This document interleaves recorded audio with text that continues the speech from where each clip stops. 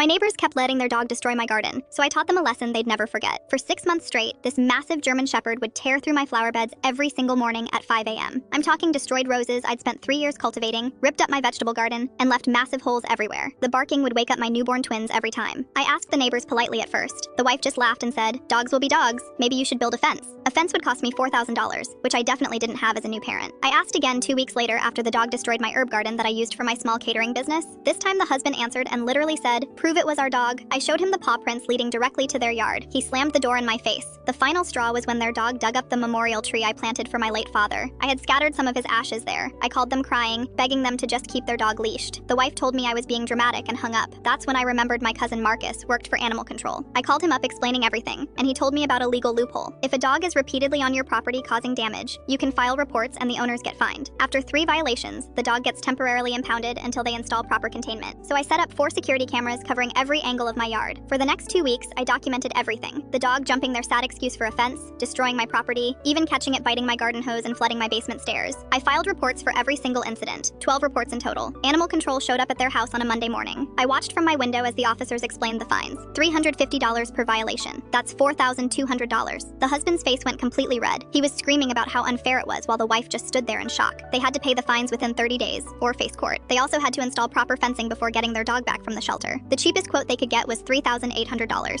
I know because I overheard them on the phone literally begging for discounts. They tried knocking on my door 3 times trying to get me to drop the complaints. I just smiled and said, "Prove it was your dog," then closed the door. The look on his face was priceless. They ended up paying every cent, installing the fence, and having to take a mandatory pet ownership class. The whole neighborhood knew about it because animal control posted violation notices on their front door. 2 months later, they moved out. Couldn't afford the house anymore after dropping nearly $8,000. The new neighbors have a cat. My garden's thriving now.